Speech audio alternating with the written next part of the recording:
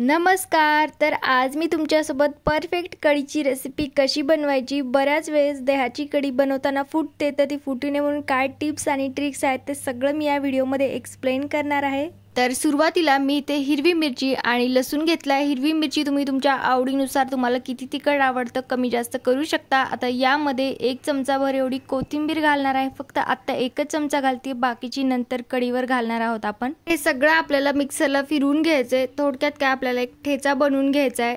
तर कढीसाठी लागणारी मिरची आणि लसणाची पेस्ट बनवून तयार आहे। यामध्ये पाणी न घालता हे वाटून घेतलं होतं। तर आता इथे मी 1 कप दही घेतले, तर त्यामध्ये मी 1.5 कप एवढं पाणी टाकले। पाणी तुम्ही नंतरही कमी जास्त करू शकता। आणि यामध्ये 1.5 चमचा एवढं बेसन पीठ टाकले। बेसन पीठ जास्त नाही टाकायचं, नाहीतर कढी खूप घट्ट होते। आणि हे व्यवस्थित विस्करच्या साहाय्याने किंवा रवीच्या साहाय्याने अशा पद्धतीने विस्क करून घ्यायचे आपल्याला। दही जर शक्य असेल तर फ्रेशच घ्या, घरी लावलेलं। कढी अतिशय टेस्टी बनते आणि जर तुम्ही ताकापासून बनवणार असाल ती तर खूपच जास्त चविष्ट बनते। तर ह्याला व्यवस्थित विस्क करून झाल्यानंतर आता आपण हे साईडला ठेवूयात आणि पुढची प्रोसेस करूयात। तर इथे मी कढईमध्ये तेल टाकले। तेलाऐवजी तुम्ही तुपाचीही फोडणी घालू शकता, खूप जास्त टेस्टी लागते। तर यामध्ये मी फक्त जिरे घातलेत, मोहरी नाही घातली। आणि त्यानंतर एक छोटीशी लवंग आणि खूप छोटा दालचिनीचा तुकडा, कढीपत्ता।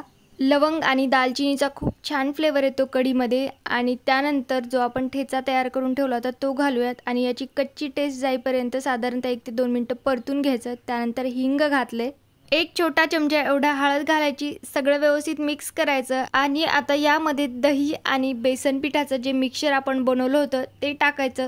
तर इथे एक गोष्ट लक्षात घ्या की हे मिक्सचर टाकल्यानंतर आपल्याला मीठ आत्ताच नाही टाकायचं, कढीला व्यवस्थित उकळी येऊ द्यायची, त्यानंतरच मीठ घालायचे। जर तुम्ही आत्ता या स्टेजलाच मीठ ॲड केलं तर कढी फुटते। तर कढीला आत्ता मीडियम फ्लेमवरती एक छान उकळी येऊ द्यायची। तर मी परत थोडंसं पाणी ॲड केले, ज्या मिक्सरच्या भांड्यामध्ये फिरवून घेतली होती मिरची आणि लसूण त्यामध्येच पाणी ॲड करून यामध्ये टाकले। आणि हे सिक्रेट इन्ग्रेडियंट्स आहे 1 चमचा शेंगदाणा कूट। तुम्ही जर टाकत नसाल तर नक्की टाकून बघा, खूप जास्त छान टेस्ट येते। तर इथे बघा 1 उकळी आल्यानंतर मी मीठ ॲड केले आणि आता 1 उकळी आल्यानंतर पण कढीला 2 ते 3 मिनिटं मीडियम फ्लेमवरती छान उकळू द्यायचं। आणि त्यानंतर गॅसची फ्लेम बंद करायची। तर वरतून मी कोथिंबीर टाकली। तर बघा आपली अतिशय टेस्टी अशी कढी बनवून तयार आहे। हिला तुम्ही भातासोबत खाऊ शकता किंवा यासोबत अजून तुम्ही भजे वगैरे पण बनवून त्यामध्ये ॲड करू शकता, तसंही अजून जास्त टेस्टी लागतं। पण मी आज सिंपलच ठेवले।